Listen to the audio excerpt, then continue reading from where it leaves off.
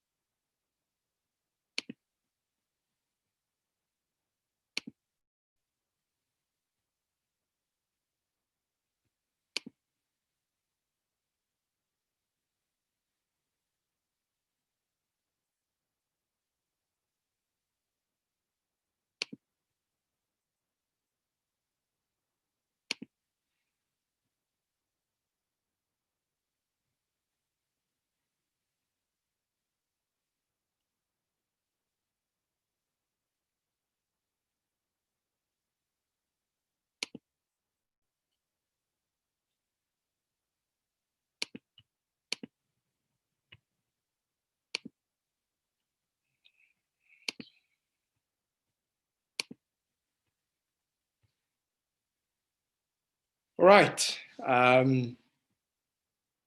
Distinguished ladies and gentlemen, my name is Joshua Awesome.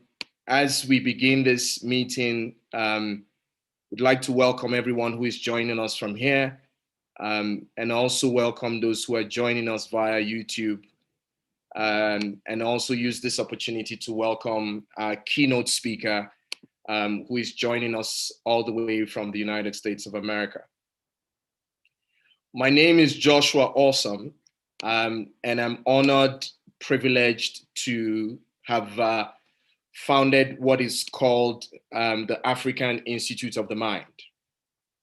And the African Institute of the Mind is passionate about assisting Africans to mind their minds, one mind at a time. Specifically, this edition, October 2020, is focused on a theme that we have titled, "It is okay not to be okay." And it's also World Mental Health Awareness Month. It was World Mental Health Awareness Day a couple of days ago. And specifically in South Africa, this month is focused on mental health awareness. And so as we focus on this edition, I'd like to use this opportunity to thank everyone who is joining us.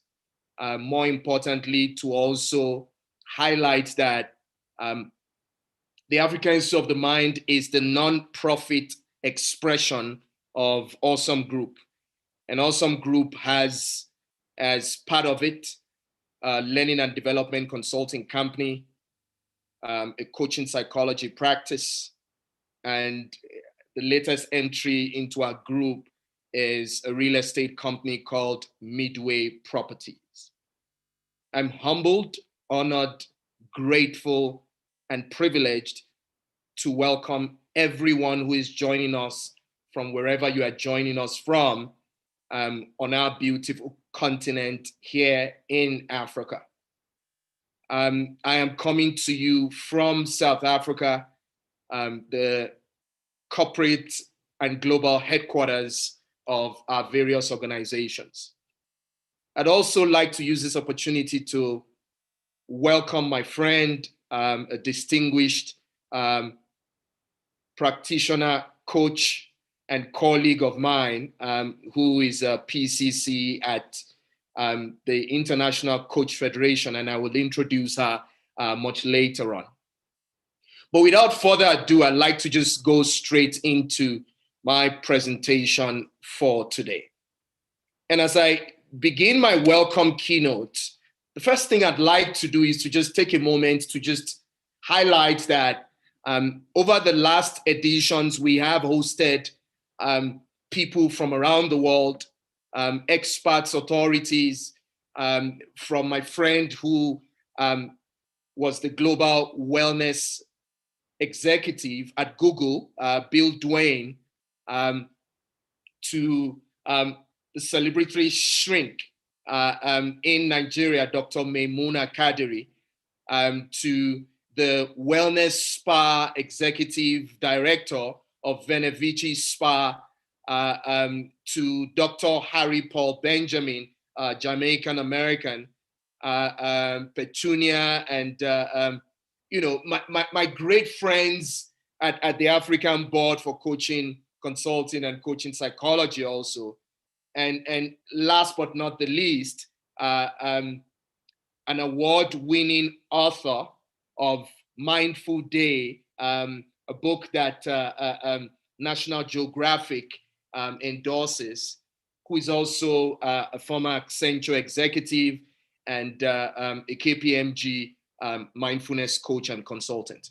Now, we've hosted all these great men and women over the past editions, and you're welcome to check in on the same YouTube channel and type Mind Your Mind Masterclass, and hopefully you will find our past editions. But as I move forward into this edition, the one thing that I'd like to quickly start with is it is okay to be you. It is okay to make mistakes. It is okay to be less than perfect. It is okay to do what's best for you and for others. It is okay if all you do today is survive.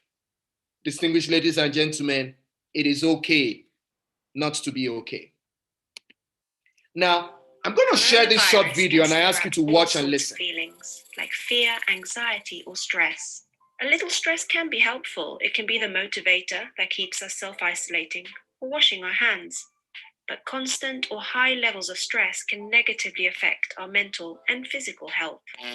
Taking care of our minds is always important, but doing so in the middle of a pandemic can be really tricky. Here are some tips and techniques to help us all get through this. Start your day well. It can be tempting to reach for your phone or switch on the news first thing in the morning, but starting the day with a simple mindfulness exercise, such as notice 3 things, can help you check in with how you're feeling and to connect with your environment. Mindfulness is well known to make people feel calmer and cope better with stress.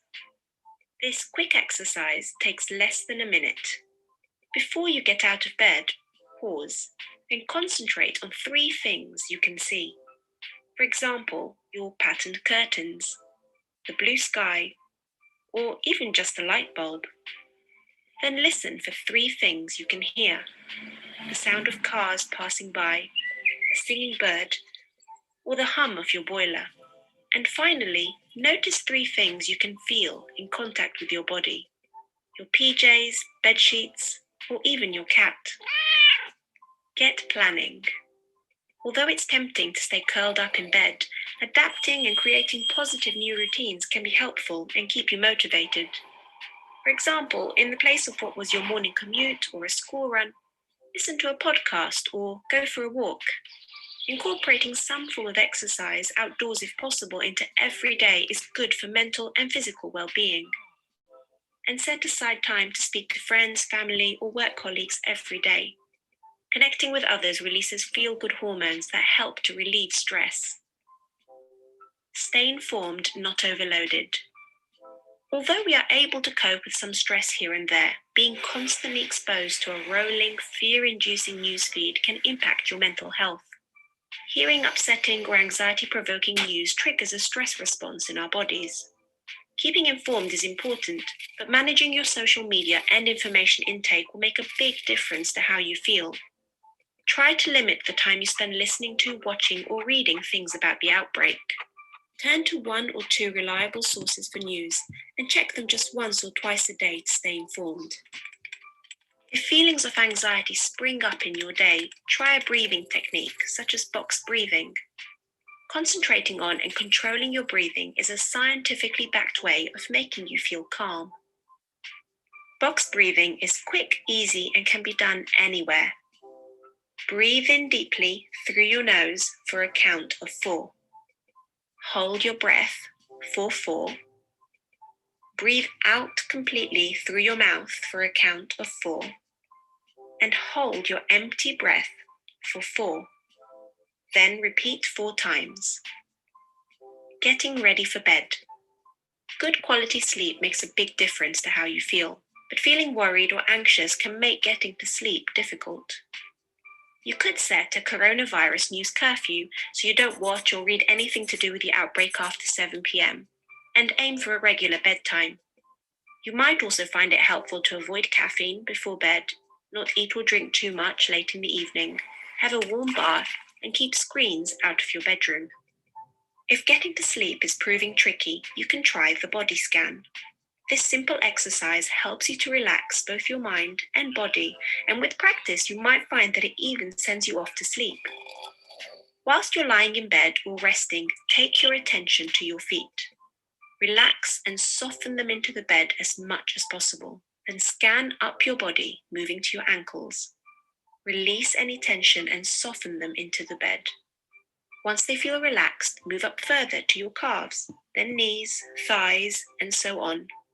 Keep moving slowly up your body, all the way to your head, softening and relaxing every muscle along the way.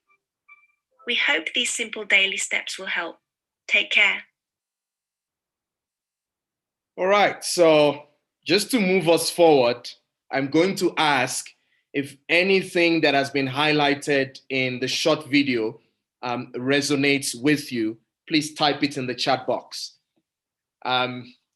And I'm curious to see and read what people are typing in the chat box. And I'm sure it could also be resourceful as a pointer for everyone who is attending, and also for our guest keynote speaker also. But as we progress, the one thing that I'd like to just highlight at this point is earlier when I said it's okay, for me, it doesn't mean everything is okay. And I say that from a sense of responsibility and a sense of purpose. So many people over and over again who are honest with themselves will understand that when we say it's okay, doesn't necessarily mean everything is okay. And in other words, it's okay for things not to be okay. I mean, it's okay for things not to be okay for you. It's okay for things not to be okay for me and every one of us. What is important is so long as we recognize what it is, and when we recognize what it is, it starts us on a journey towards being aware. And as we get aware, what it does is that it allows oneself find meaning in what we do not have control over. And in past editions, I have tried to explain calm in a very, very interesting way, an acronym. And what is important is that we do not have control over the external. Many times people react based on external triggers. What you have control over is your response. And so I say that because I think it's important that when we allow ourselves to take that journey towards being aware, we find meaning in what we do not have control over. When we find meaning in what we do not have control over, what we then do is that we are releasing the imprisoned splendor. And there's splendor trapped within each and every one of us, regardless of where you are, physically, mentally, or otherwise. So what wants to emerge can flow from within you. And when we do this, truth is one becomes honestly honest with oneself. And this helps us to begin to feel and feeling deep within what, who, or where we are. Because wherever you are, ladies and gentlemen, there you truly are. There's an interesting highlight that some of my friends have put together in words, and I'd like to share one of such, and this comes from the Wholehearted School of Counseling. And they scribbled these words, and I'd like to share it with us today. It says, if feelings could talk, sadness might be telling me I need to cry. Loneliness might be telling me I need self-compassion. Resentment might be telling me I need to forgive. Emptiness might be telling me I need to do something creative. Anger might be telling me I need to check in with my boundaries. Anxiety might be telling me I need to breathe. I'm going to pause there and ask you to do a box breathing, as was highlighted in the video that we watched earlier. So let's breathe in to the count of 4. Breathe in. Hold it. Now breathe out with your mouth to the count of 4.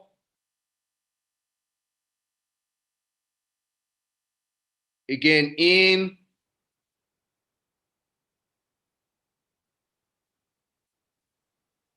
Out.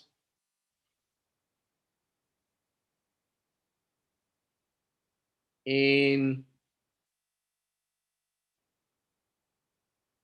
And out. That simple activity is very, very significant and scientifically connected towards bringing you to a better space and place of well-being. And I guess it's something we can talk about later or, practice before we close this session. But before I begin to wrap up my bit, I'd like to leave you with one very interesting one. Stress might be telling me I need to take it one step at a time. So it's important to discover whatever the discomfort is so as to go through, thus aiding our growth through it. Because when you go through it, distinguished ladies and gentlemen, then you are able to grow through it. And when you grow through it, it will not consume you. And then it begins to unlock like a beam-like balance kind of experience. And if you know what a beam balance is, it's a lever that has two balances to the side. And as you balance each side, it's then able to hold on to what it is carrying. And the beam balance could represent the external and the internal. As much as you deepen your ability to be aware, okay, even when things are not okay, what begins to happen is that you are growing your inner resolve. You are deepening your level of awareness. Then you are able to then become aware to the point where you grow that which you have found out towards unleashing the best you. All right. So I'd like to begin to close with this. When you think of mental health, what do you think of? Do you think of mental health as an enemy? Well, I guess one of the things that most people think about is somebody who is chained, like the photograph to my left-hand side. But it is not just that. The reality also is that there are people who are battling with mental health that is not very obvious. And it's things happening inside their head that nobody knows about. And they are listening to one voice or the other. But what is more importantly is that those voices could be like the good and the bad wolf. The reality is that whether good or bad, it is about what you feed. And the one you feed is the one that will grow. And as it grows, it can have life from your within to then becoming maybe a monster or a maid in your without. So here's my conclusion. I conclude with what is called the Mental Health Index. And as African Institutes of the Mind, our interest going forward in the next 1 to 2 years is to begin to use mental health data to help create a mental health index for our beautiful continent of Africa. The reality is that there's nothing like that exists right now.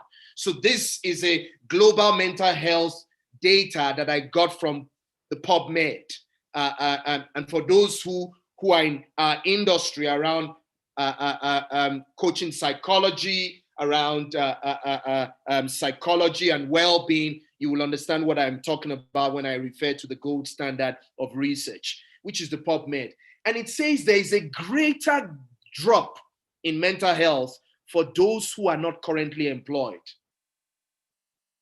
compared to those currently employed, and a greater drop for those who identify as female compared to male.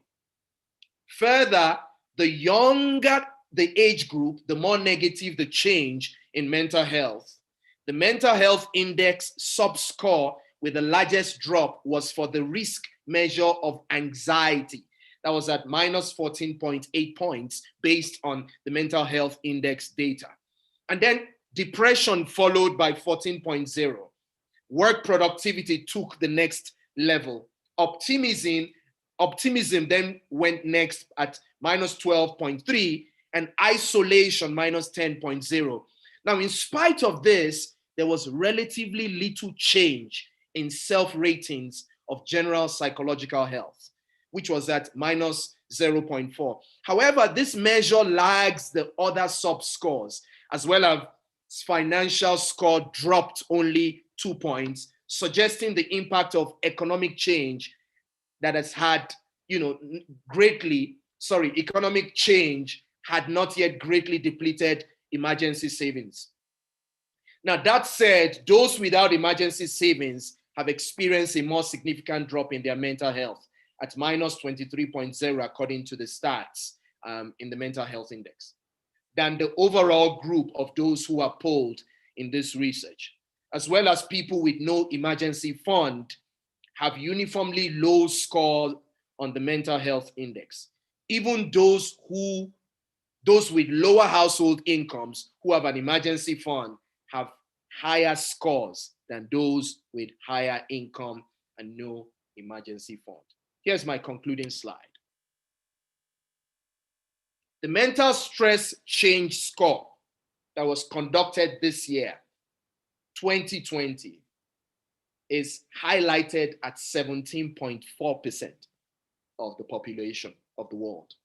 What this is telling us is that stress is a major trigger towards ill health, mental health, and all types of other challenges.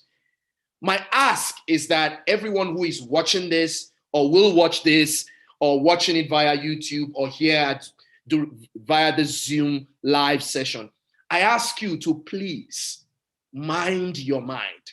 Where you cannot do it by yourself, seek professional help. There are organizations like ours at the African Institute of the Mind that offers free support to be able to help people using what we call a PSS, perceived stress scale, to be able to help people recognize their stress levels and then find ways to lower it. My hope is that this has been very insightful for you. Aside that, I'm hoping that our guest keynote speaker's presentation would also blow you off your socks. It gives me great pleasure to welcome my friend, my colleague, in the name of Patricia Mokui, who will now take us through her presentation. Over to you now, Patricia.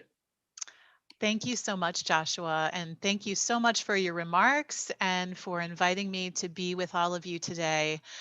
It's an honor, it's a pleasure to join you from Philadelphia, the city of brotherly love. Let's also say the city of sisterly love. You can see I've got my Love is Greater Than Hate t-shirt on. How much is that needed right now in the world? Love certainly brings our stress levels down. The more that we offer love to ourselves and offer love to our brothers and sisters across humanity. It's an honor to be with you. Joshua, if you allow me to share my screen, I'll bring up my slides. Joshua, I believe you and I met many years ago in Most definitely. Nigeria, yes. And how I believe we are ultimately connected is I am married to a Nigerian man. We met in 1998 in London. And I'm going to share a little bit about my story today. And I'm going to then share some very helpful insights for you that I hope will bring you just one or two aha moments, things that you're going to find very practical, very helpful as you navigate these very intensive and challenging times that we are all walking through, no matter where we are in the world right now. So I'll start to share my story until Josh give me a heads up once I'm able to share my slides. I started playing basketball at the age of 16. I'm going to take you back on a little journey, just because it will show you where I've been and where I've come to in my life. Picked up a basketball at age 16. My parents had just divorced. I was going through a very difficult time. Basketball became my therapy. Sports is a tremendous way to support ourselves. Something magical happened when I picked up a basketball. In 2 years, I became 1,000-point scorer. And then I ended up being recruited by top schools. I had the privilege of playing at Princeton University. And then after playing at Princeton, I went on and I played professional basketball in Brazil, England, and Sweden. After my season in England, I met my husband, David Omokwe, in a park in London. He was working out. He had been a professional football player, and I was working out for basketball. And got up to leave. The soccer ball, I call it a soccer ball, the football rolled magically in front of me. I picked it up, fell for the little trick. And we then went out for the evening, and I decided to stay in England. And thus, we've been married now for about 20 years. We have 3 lovely children, 17, 15, and 5, all girls. And through this journey of becoming a parent is how I began to discover my true calling on the planet. When I got back to America, I took a dive into corporate work, but I found myself, just kind of climbing the corporate ladder. I was doing well in my life. Then I got pregnant with my first child, Maggie. And about 6 months into her life, we were told that something was wrong with her. We were told that even after all the testing that was done, that she might not walk, talk, or have a normal life. And when I received that news, I was kind of at this high. And then as a mom, as a first-time mom, when you receive news like this about your child, you end up going through very intense period. For me, it became a breakdown. But I say, and I've realized over time, that breakdowns are what I would call a wonderful gift in disguise, because it is in breaking down that we often are able to begin to have a breakthrough. So I'm going to catch us up. So we're going to be talking about cleaning out the house of our minds today so that we can, in these intense times, begin to feel better. So these are some pictures to go with that story. So there I am playing at Princeton. Yes, I had long hair, different time of my life, was a lot of fun. I was a monster on the court. For those of you who play basketball, we can play one-on-one the next time we meet. You might beat me though now. There's my husband, David, and I. And so I did start climbing the corporate ladder. And this is Maggie. This is the intense turning point. So this breaking apart allowed the light to come in. And that's one of the things I want to reflect and kind of connect to what Joshua was saying. It is okay to not be okay. And here's why. Oftentimes, these challenges bring us to new vantage points. As we break apart, the light comes in and we begin to see things from new perspectives. And as we begin to use our intense challenges as coursework, I see this as, I call it the divine life curriculum. Every challenge that I have is here to bring me a deeper understanding of myself.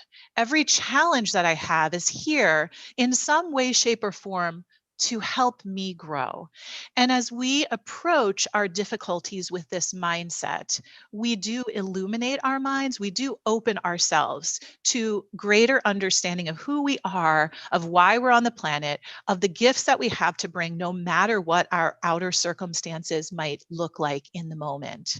And so I began to embrace that time. It did not feel good to fall apart. But in the falling apart, I found my purpose. And my purpose in the world is to help individuals and groups reach their full potential. And beyond that, really, my desire is to help humanity heal one thought at a time. Because if each of us find one better thought today to hold on to, and then another better thought tomorrow, over time, we can heal the minds of ourselves and of humanity, because it creates a ripple effect. The greater my peace level, the more I have to offer the world. And so for me, what this did is I grew really tired of suffering. I was at such a low point. I was uncomfortable almost every minute of every day. And I came across a book in that time period, and one of the phrases in the book was what helped me to begin to see things from a very different perspective. And the phrase that hit me was that at any moment we can either focus on a thought that is based on in fear or a thought that is based in love. And depending on the thoughts that we focus on, will either create a life full of suffering or a life full of peace. And I was kind of shocked because all through my life, I had considered myself to be a positive, optimistic leader. But when I really started to look into my mind, I was shocked actually at what I found, because I had so much fear and so much self judgment and so many limiting beliefs. I was a mess inside and I didn't even know it. And so having this experience with my first daughter caused me to begin to awaken. And what I'm going to share today, I went to Princeton. We all know Princeton is this great school, but honestly, the things that I learned from this experience are even higher and more important to me in my life. And they're things that college, unfortunately, doesn't teach us. And so, what I'm going to share with you today are hard earned truths.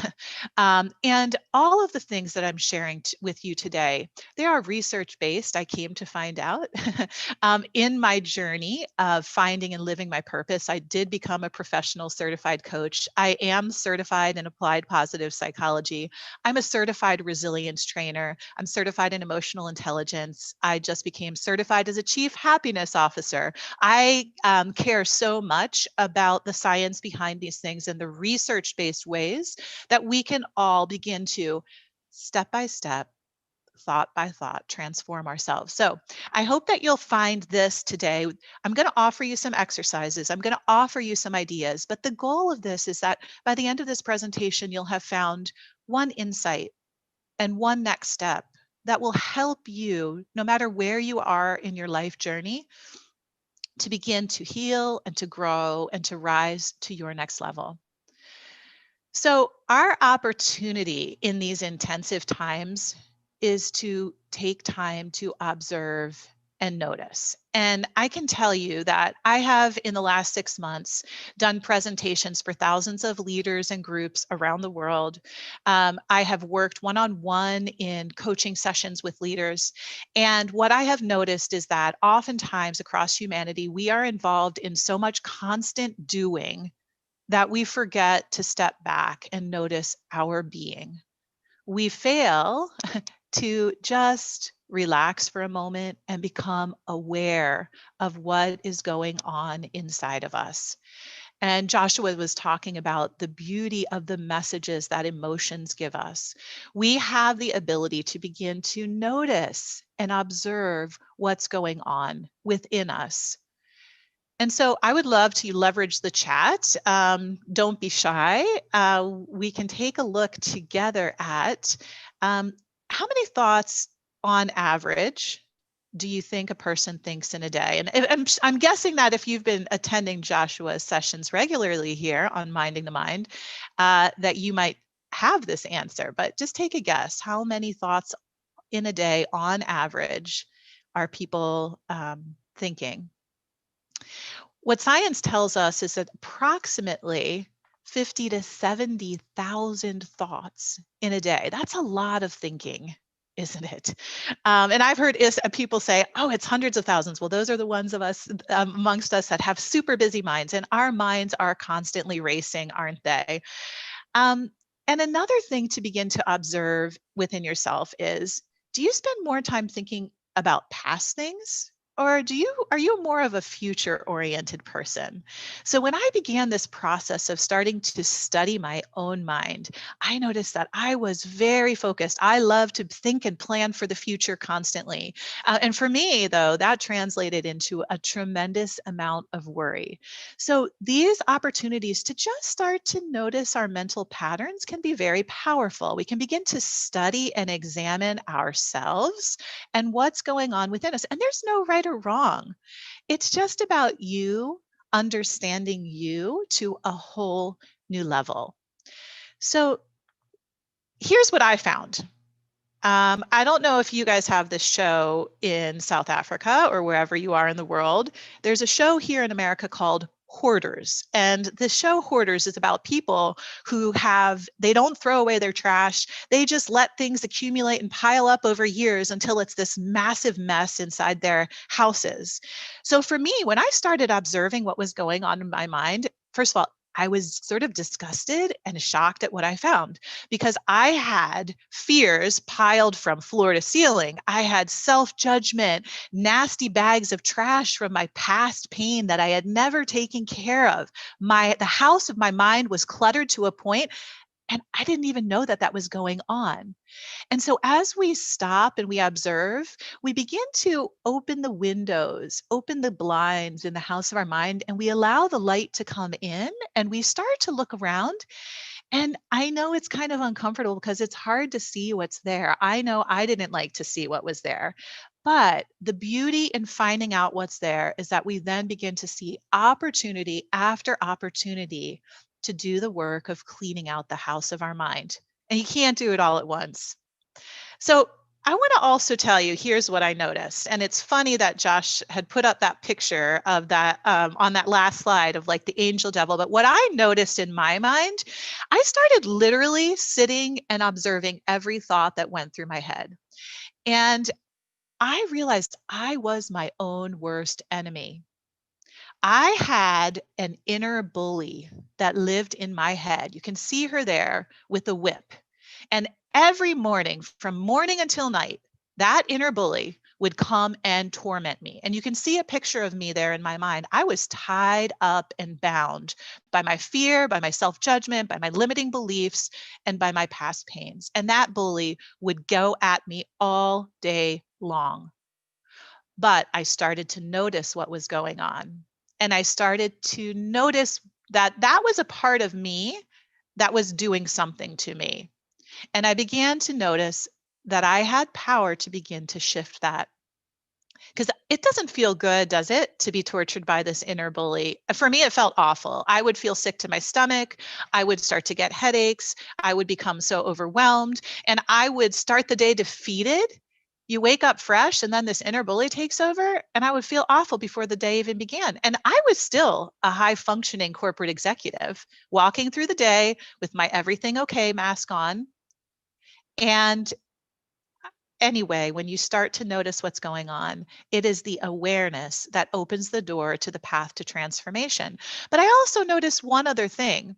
I did notice there was a kinder part of me. There were good thoughts in my mind as well. There was a voice of encouragement. It was quieter at first, and the bully would still take over most of the time, but there were positive thoughts that were going on in my mind. So the first step in cleaning out the house of our mind is, first of all, we've just got to observe and start taking inventory. What is going on up here in this mind that is meant to be a tool? It's meant to be our tool to use for our highest good. Unfortunately, nobody is typically taught how to leverage this beautiful mind from the beginning of their life. Most of us have to wake up in our 20s, 30s, 40s, hey, maybe even 50s or 60s, and begin to see that we can become the masters of our mind. We can become aware and begin to transform one thought at a time. So as we begin to notice, we can begin to do an exercise of taking inventory. And so here, I'll be very honest with you. This is what I found in my inventory. So I literally, as I started to observe, started to write down on paper what was the thinking. And here's what I was thinking. I'm an imposter. What if people find out that I don't know what I'm doing? I'm not doing enough. I'm not good enough. I never get enough done in a day. And those thoughts, I would feed those thoughts, and I would find proof for those thoughts to the point that I felt just depleted. I felt awful about myself. And so an exercise that I did, and I just sort of went through this process intuitively. Nobody taught me this, but I now teach others how to do this, is to actually begin to notice and take inventory and do it on paper. Get out a journal, become self-aware, begin to write down the current thinking that you have that might be causing you to feel inner pain. And there are two categories of thinking that I have found in working with thousands of people and groups all around the world. These two types of thinking are typically the thinking that causes the most significant pain. And it's often the most easy to identify. It is these fears. And so what is a fear? A fear is what you don't want to happen in your future. And most of us, because we are built in our brains with something called the negativity bias, we often default to fear and negativity, not to mention we're bombarded by it and we're taught by our society, our family, people to be constantly afraid. So begin to notice, what are those fears of your future?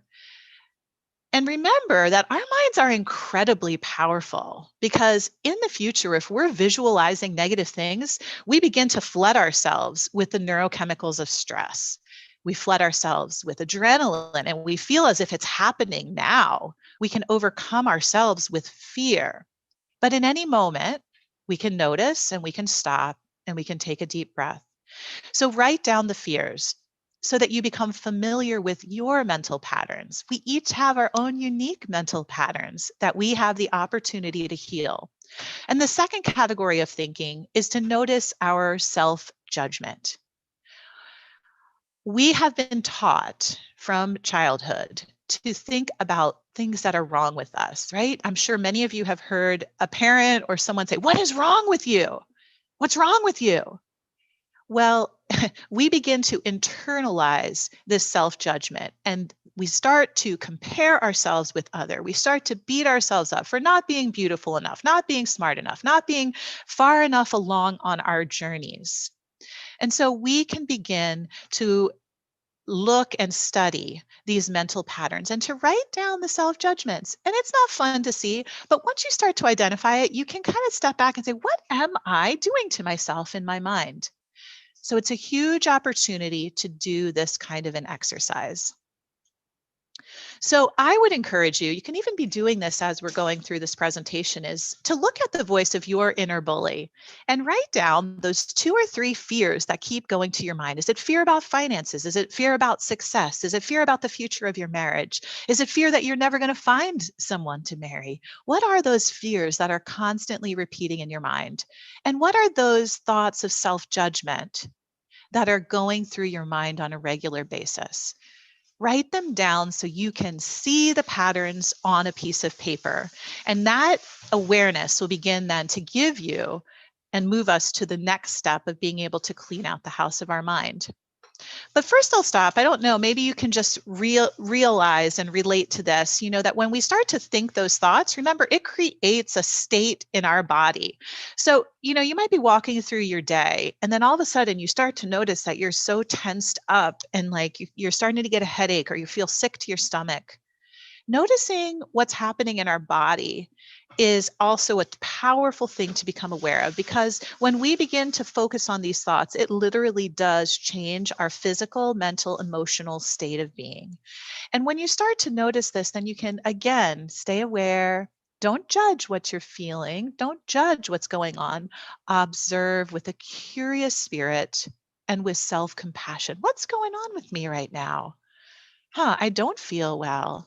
And we begin to tune in and to notice this connection between our thinking, between our emotions, and how we physically begin to feel in our body.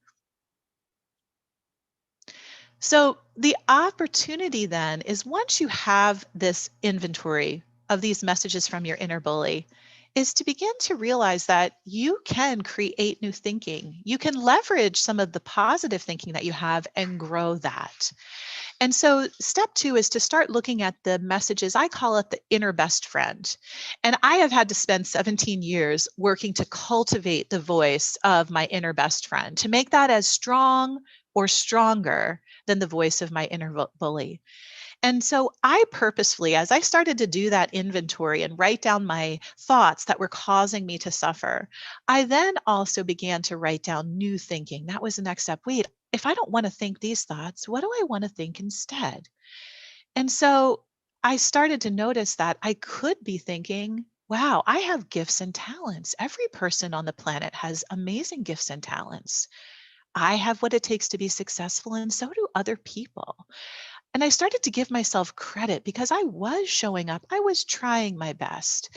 Wasn't always getting success, but I was showing up each day with courage to take the next step. And as I began to notice that when I focused on that thinking, I felt different. I felt a little bit better. I felt a little bit of relief. I felt a little bit of new energy building inside of me. And so we have that opportunity to notice the old, the patterns that we become experts at, right? I was an expert at fear and self-judgment. And to get to become an expert at anything, we have to notice and practice something new for a long period of time. And so the second step is to write down the new thinking. And here's so simple, isn't it? What I noticed was that my fears were thinking about what I don't want to happen in my future. So when I noticed that fear, I stopped, and to create my new thinking, I would say, if I don't want that to happen, what do I want to see happen in my future? What is the positive visualization of the future I desire to create? And I started to put that on paper. So, for example, I was always afraid that I wasn't going to have enough money. And so instead, I began to say, I want to create abundance. I want to create enough money to be able to take care of myself and my family. And by focusing on my vision, I would then have energy to take the steps during the day to bring that vision about. When I focused on the fear, it would take me down into the darkness and I would feel awful and I would have no motivation or energy to go after creating the things that were important to me. At that point in my life, I was afraid that I would end up divorced like my parents.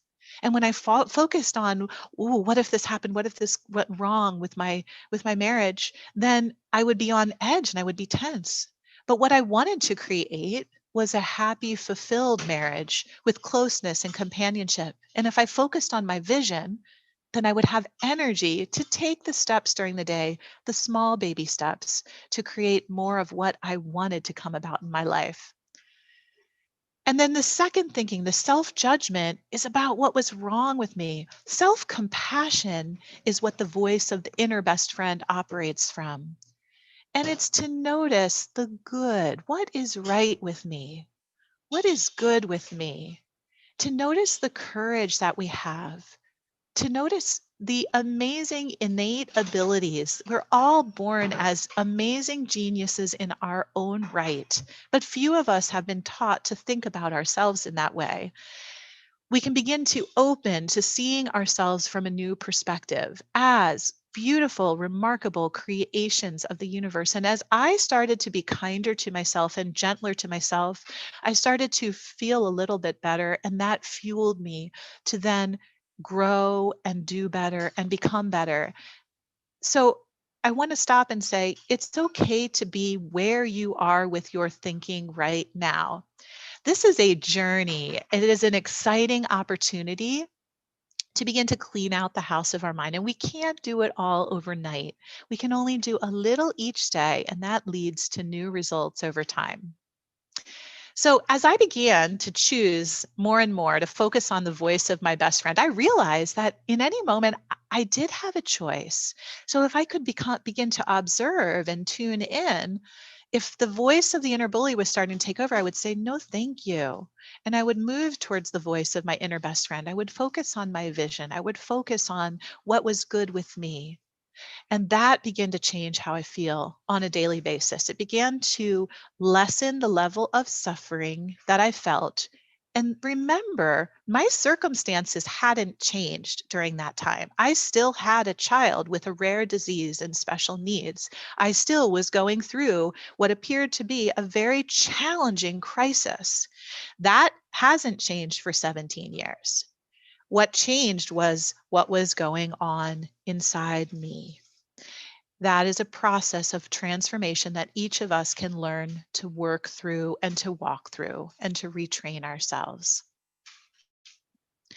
So I will stop briefly and just ask, and for some reason, I can't get my chat to come up. So I'm going to ask Joshua and our moderator to just notice, what opportunities do you see for starting to do this inner clean out work, to begin to clean out the house of your mind one thought at a time? Maybe you could share in the chat, what are your opportunities? I know, listen, after 17 years of doing this work, I still have thinking that I am working to transform, because it's almost like the house of our mind is like a big mansion with so many different rooms.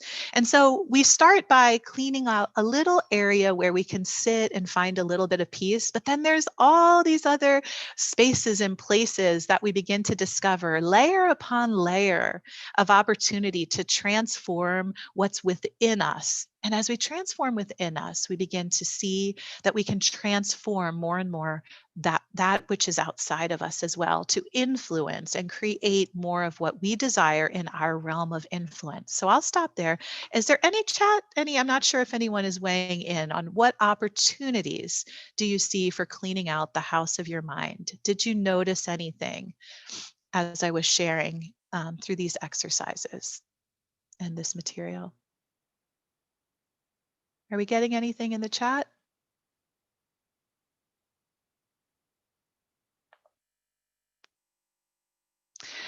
And then I would ask, I'll offer the other question is, how would you feel as you're walking through COVID-19, as you're walking through the personal challenges and circumstances, if you focused a little bit more on the thinking from your inner best friend? If you encouraged yourself, if you comforted yourself, if you saw the best in yourself, how would you feel if you gave yourself some grace, if you offered yourself some compassion? I can tell you that as I coach people, I see such a shift happen when they become kinder to themselves in their minds. It is okay to be human. We, perfectly imperfect human beings, we are works in progress. And as we meet ourselves with self-compassion, we realize that all the circumstances that we are walking through, It is just an opportunity to grow. It is just an opportunity to become better. And doing this cleanup work in our mind is an ongoing process. And so we just start where we are with what we can do. And it may be that all you can do is just observe and notice and grow that awareness level. And when you have the energy and you have the strength, maybe you do start putting some of those thoughts on paper. Maybe you do start creating a stronger script for your inner best friend. And wherever you are, you just do a little each day. And we call this the rule of 1%. It's a rule of 1% in positive psychology that if you just get 1% better each day, over the course of a year, you'll end up 37% better. So we don't have to do it all at once. If we do just a little bit of this inner work a day, in the next weeks and months, you will begin to feel better. And you will begin to cultivate a more peaceful mind, be more able, no matter the circumstances going on outside of you, to maintain balance, to be in your center, and then to be able to be clear in the moment and just do what you can do during the day that you are in. So imagine if you just cleaned out one little spot in the house of your mind, just even a small spot right by the window, maybe where the light comes in. So even if there's this clutter that's still around you, you can still find just one spot in your mind to be peaceful, to be calm, to be creative, to be with yourself in a new way. So this is a process that's ongoing. I've been doing it now for 17 years and I'm still finding opportunities to transform myself and to grow. And the cool thing about it is that it seems like every new circumstance is a new opportunity to discover something more I'm ready to transform. And so when challenges come my way, I realize it doesn't mean that there's something bad about me. I realize that it's just an opportunity for me to grow to my next level, to be on the cutting edge of becoming a more whole, robust version of who I am created to be on the planet. And day by day, the practices that Joshua was talking about, the mindfulness, the deep breathing, the meditation, the gratitude practices, all these small things that we can do to create inner well-being, inner calm, tidying up our mind and our mental spaces so that we feel better. And I encourage you to be patient. These things are challenging. Habits are tough to change, but they can be changed. And when you stop the self-judgment and instead just get curious, what is going on with me today? You pull out your journal, you notice how you're thinking and how you're feeling about your circumstances, and then you meet yourself with compassion instead of judgment. You begin to feel a little better because you're kind to yourself. You don't have to wait for someone to give you that kindness. You can begin to be kind to yourself.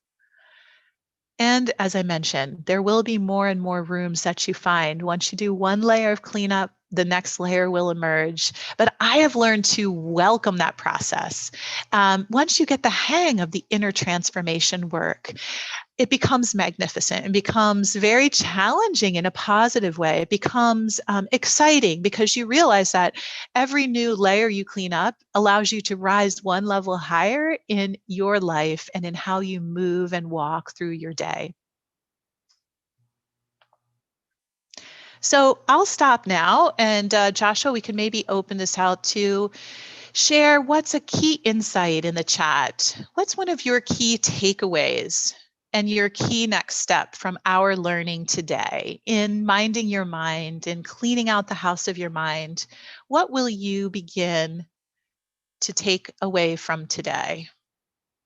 And my chat finally came back. Okay, let's take a look here. What's the best way to improve mental well-being? So hopefully I began to address some of that.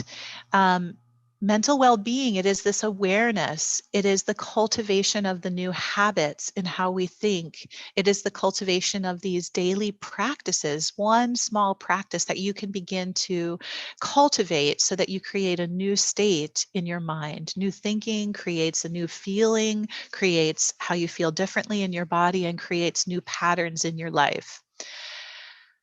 Somebody sent me a private one asking, how do you focus in this wild world that is always a buzz for you to maintain balance? Yeah, so we have to learn to create a sacred space for ourselves, because things can come at us from all directions, but we have a choice of how much we let in at any given time. We don't have to allow inputs from people who maybe bring drama in, who bring difficulty in.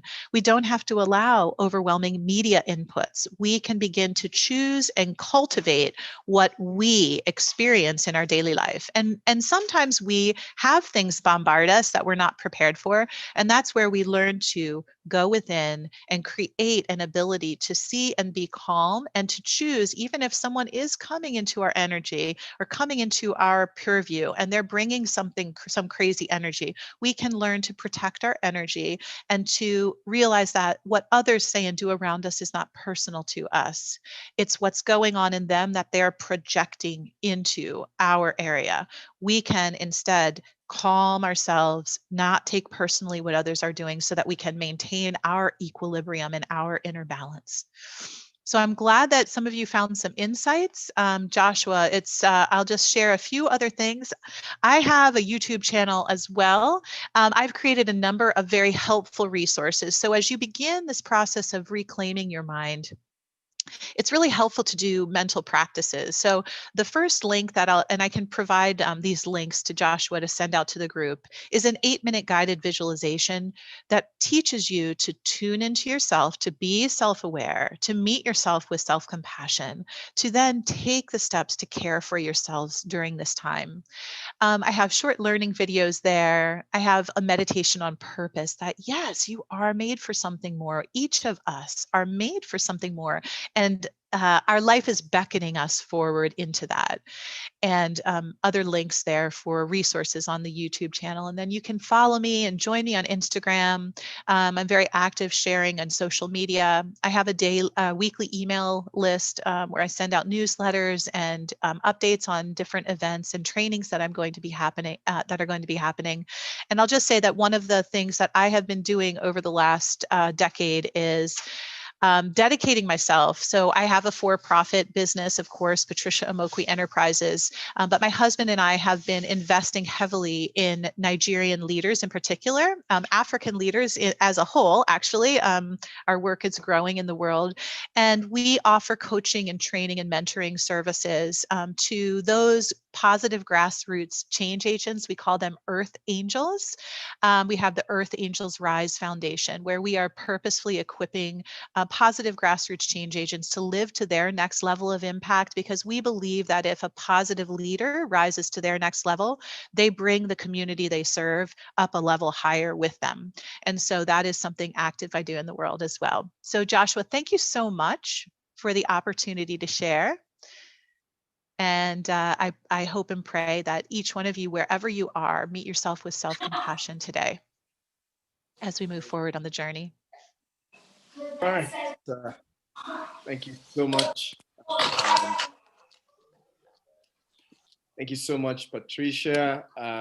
So I guess at this point now, I think I should just pass the video to the chairperson of the African Institute of the Mind, Teboho, for I don't know if there's still some questions that people are sending to her. I'm sure she possibly would like to take that. But before she comes up on, I'd like to there was a question that was asked in the chat about well-being. And my response will basically be, I think one of the first things we should learn to do is to eat right. You know, a lot of times we take eating right for granted as human beings, eh? Because when you eat right, you are putting yourself in the right space, first and foremost. But aside that, I think it's also important to exercise. movement is medicine, guys. Many people don't take moving their body very, very seriously.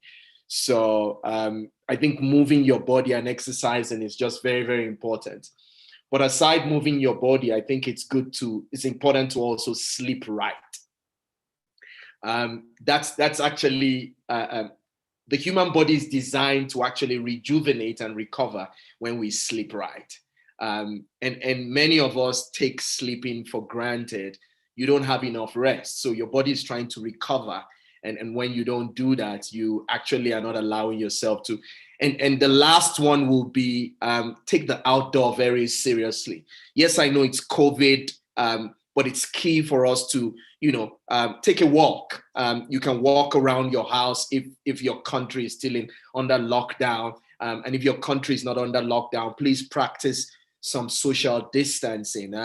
Walk in the garden, sometimes walk barefooted. It's funny, as a younger person, we used to be told, don't walk barefooted, something will harm you. But the reality is that we've come to find out that scientifically, it's very, very healthy and therapeutic. So please, that will be my response, to that question. And there was a reason why I selected 4. 4 is the number for balance. So eat right, sleep right, move right, and hopefully, everything will be all right. It's just a matter of time. So that will be my response. Over to you, Teboho, Chairperson of the African Show of the Mind. Thank you. Thank you very much, Dr. Awesome. And thank you to you as well, Patricia, for the insightful information and the insightful presentation that you gave through to us, and for also responding to the questions that have been asked. At the moment, we've got nothing in the chat group. But, in terms of well-being and, mental wellness, what I would also like to find out from you is, in terms of self-awareness, is self-awareness a positive thing for you to be able to take care of your mental health and your mental well-being? Or can self-awareness sometimes harm you, in terms of, I know who I am, when some people go around with, I know who I am, I'm comfortable with who I am, I'm not about to share anything with anybody. Is it a good thing, or does it have its negatives as well?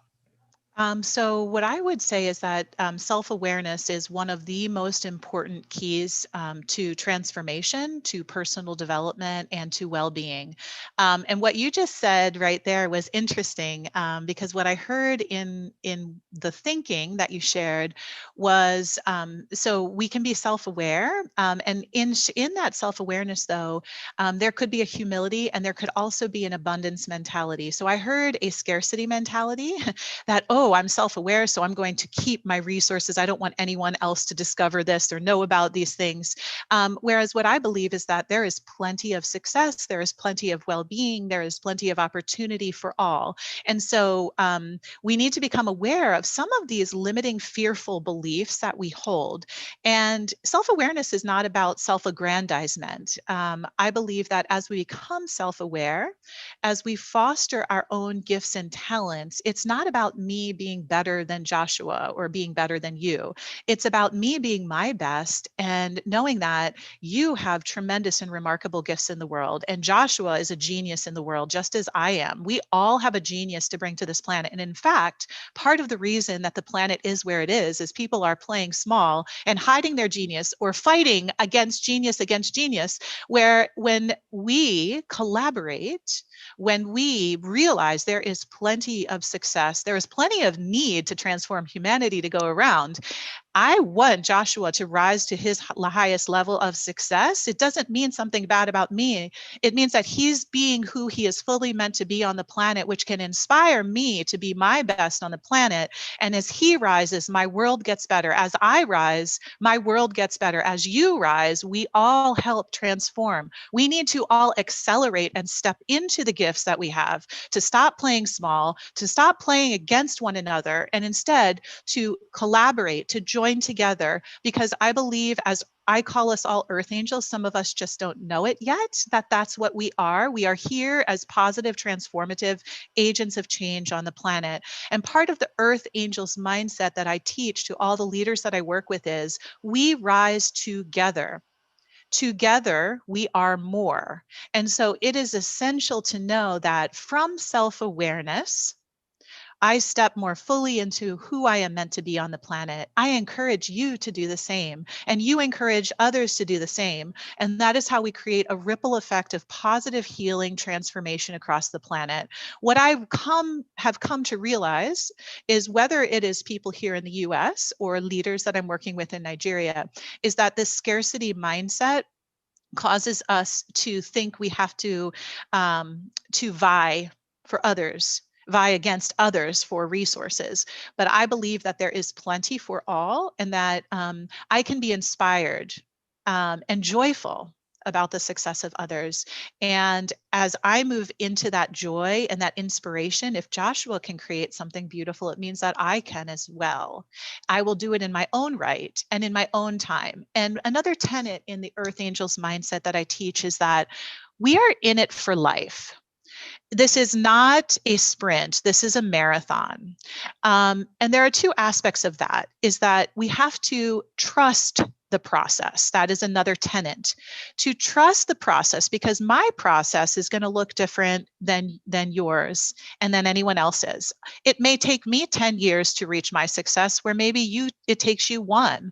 But the idea is not to compare. The idea is to move fully into the process to which I'm called, knowing that I am being prepared and being built and being moved into my highest potential, just as others are, and that we can instead support each other and encourage each other and lift each other up during these processes, because each of the challenges is what I call part of our divine life curriculum, here to teach us to become our best self. So this COVID crisis, to me, is a grand piece of curriculum for humanity at large.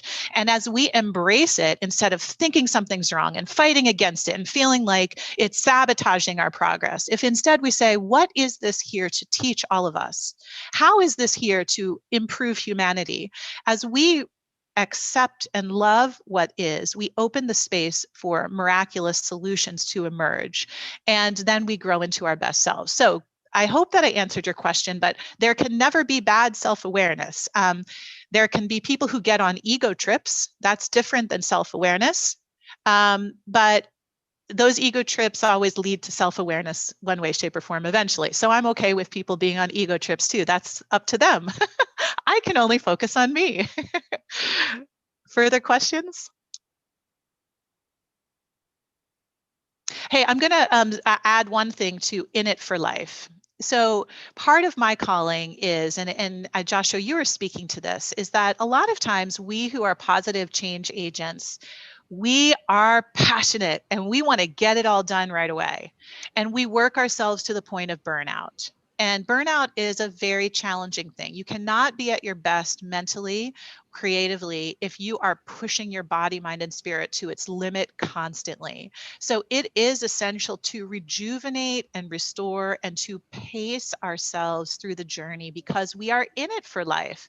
And so what saddens me is I find passionate change agents exhausted to the point of depletion and even depression, because they are so literally physically tired, not resting enough, not doing those basic acts of self-care that Joshua was talking about. We have to foster practices on a daily basis to create well-being. And by doing that, it's not like you're not going to get as much done. In fact, what you're doing is creating the ability to steadily get everything done that you need to do, but to be well as you do good in the world. It is an essential mindset that we can foster as leaders in the world right now. And it is not the status quo. Usually we see an insane amount of doing going on around us, doing to the point of unwellness. We need to balance the being and the doing, the being and the doing, and the fostering and the nurturing of our wellness as we work, of course, and share our gifts with the world. What is the best way to create or make time for taking mental inventory? Should it be done on a daily or weekly basis? Great question. Here's how I can share how I do it. And then I think the key is to find what works for you. So I used to every single day, especially at the beginning of my transformation process, to journal and to write down my thoughts because I was in such an important part of my self-discovery phase. How I do it, I'm a morning person. I love my morning routine. It's when I'm at my best. And so when I wake up, I take time to meditate and quiet myself. I have a journal next to me. I write down insights, ideas, inspiration, awarenesses. I sometimes just write down my thoughts and feelings to be able to process my life. Whether you start with a 5-minute daily practice, you figure out the best time of day. Some people like to do it in the evening. Some people are better midday, but you begin to just simply take a little bit of time each day to connect with you. And you figure out your routine. Maybe it's 5 minutes a day every day. Maybe it's 5 minutes every couple of days. What can you do as long as you're starting where you are and just taking that next step forward? What you don't want to do is overwhelm yourself because that typically creates sabotage. Another helpful idea is to tie it to something you're already doing. So for instance, if you always wake up and have your tea in the morning, have your journal by where you get your tea, so that you can help remind yourself, and again, start small and then build up over time. So when I started, I literally started a meditation practice 17 years ago where I would sit for 1 minute a day. That was all, 1 minute a day, and breathe. That was so hard for me at the beginning. I now spend about 30 up to 90 minutes, depending on the day, when I really want to do what I call an inner workout and go a little bit further. I have built up, but that's been 17 years of slowly gradually building up to new levels of optimization. There's so many different practices to use. So again, the key is to just find one or two new ones and work with them a little at a time, and then follow your own inner guidance and follow the signs that you get. So you'll be shown. Oftentimes we'll get that insight, run across someone and have a conversation, and then get that next little thing that we can focus on. Is to just begin somewhere, start small, and try to create consistency. So one of the things I didn't share in this presentation is I was an athlete. I am an athlete, but I was a professional basketball player. And at first I didn't have any muscles. When I went to Princeton University, I had never gone to a gym to do lifting of weights. And it was painful at first. They threw us in the gym, they gave us a workout routine, they gave us a partner, and we had to go in and try and build muscles. So the first few months, it didn't feel good, but we had to show up a couple times a week, do the workout. But a couple months into it, I went to the mirror and I pulled up and I had a bicep, and I had developed some muscles, and I was inspired, and I was like, oh, I'm getting stronger. So I think that what I've learned is that very few humans train their mental muscles. This requires, we have the opportunity to take the flabby mental muscles that most of us have and to consistently and systematically build a disciplined routine to gradually grow our mental muscles. And by doing that, you can create what I call a daily inner workout. So we oftentimes do the physical workouts, but create the inner workout. So for me, my routine consists of things like a gratitude practice, meditation, sometimes positive visualizations of I see myself in my mind's eye doing the next level things that I want to do to create positive energy in my body. And then I do a lot of sitting in silence and a lot of affirmation. So you can begin to cultivate a practice for yourself. All right. Well, thank you so much, Patricia, for all you've shared. I think it's been a very insightful time with you, and I'm sure we've had a very, very great learning moment here. As we begin to wrap it up, I think one of the things that I would ask, if anybody has any more questions, you're welcome to type it in the chat box. But otherwise, we will now move to our closing moment, which is basically a 10 minutes of mindful moment. Now, I need to quickly mention that Calm, as an organization, recognizes the work we do at the African Institute of the Mind, and they have supported us with the Calm subscription, which we use for our events. And so I'd like to just at this moment just switch us back to our Calm app as we close with 10 minutes of mindful moment at this time. I hope it's been worth your while, everyone. And I'd like to just ask if anybody needs to reach out to Patricia. I believe that a member of our team is able to type in Patricia's email. Patricia, I'm sure we have your permission to share your email if people want to reach out to you. Yes, of course. In fact, I'm happy to just put it there right now for everyone. Great. Please go ahead and put your email in case anybody wants to reach out to you. You're welcome to reach out to Patricia privately if you need to contact her.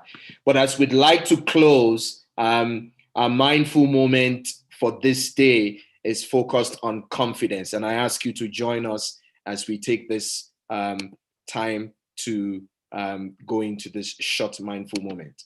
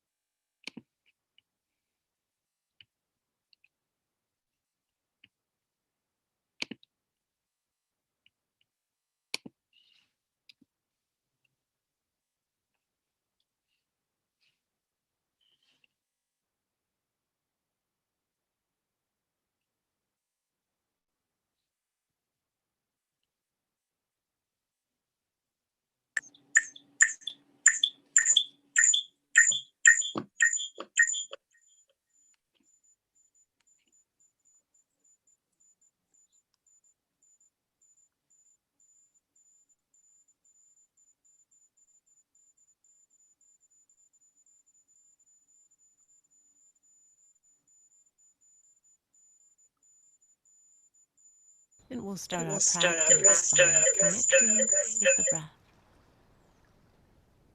Taking some deep inhalations and long exhalations. Feeling the breath fill you up. And with each breath you take, let your body begin to feel more and more at ease. Be a positive optimism.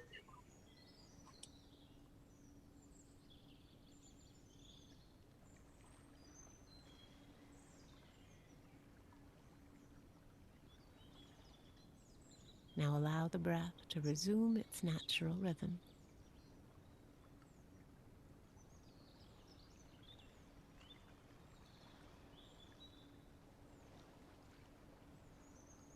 Now take notice of where you feel the breath most clearly. You may notice it most strongly in the abdomen as it rises and falls. It may be the chest as it expands and contracts. Or it may be the base of the nostrils where the air flows above the upper lip. Wherever you feel your breath most clearly, let that become your focus of attention.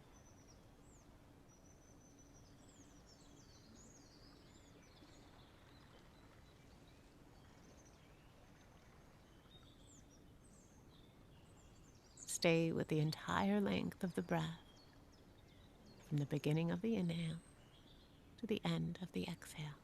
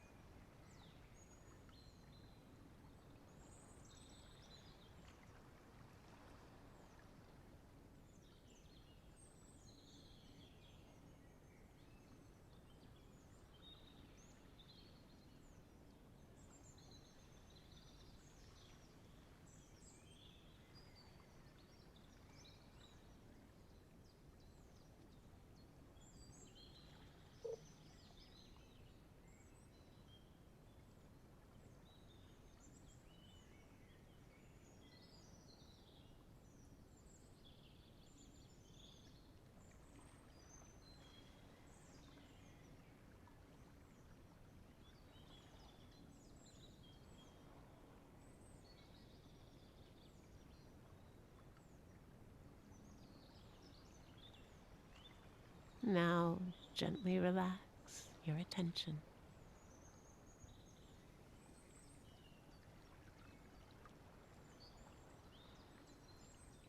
From time to time, we all struggle with confidence. And many of us have been taught that competence comes from external achievements, attainments, or accolades. But in truth, the key to confidence lies in our ability to be gentle and friendly with ourselves.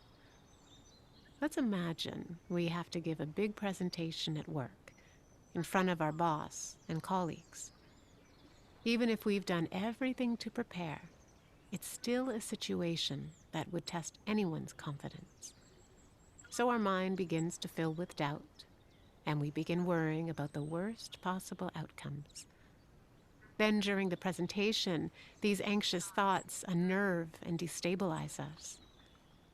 Noticing thoughts of self-doubt is the first step.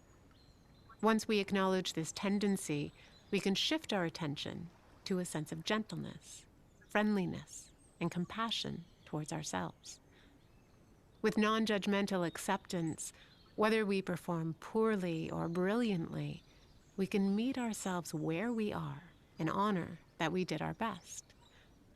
When we're gentle with ourselves, the stakes don't seem so high because we're not dependent on the validation of others.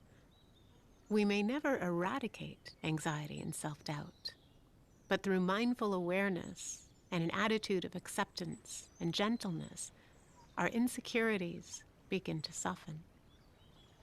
As Pema Chodron said, the root of true confidence grows from our ability to be in unconditional friendship with ourselves, to train in gentleness, and to trust in our natural intelligence to navigate life.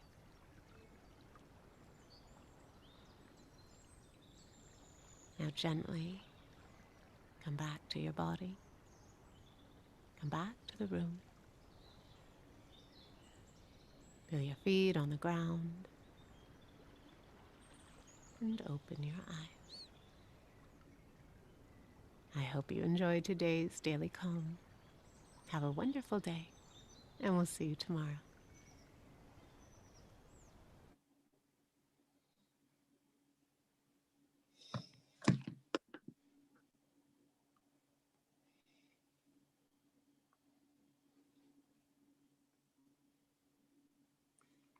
All right. Thank you, everybody.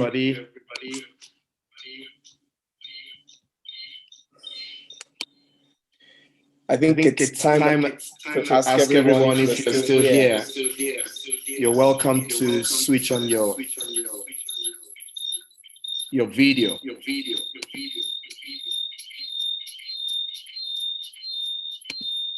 If you're still with us,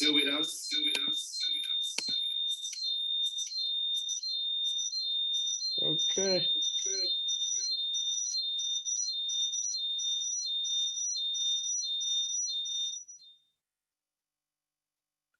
Right, so this is where we say our goodbyes.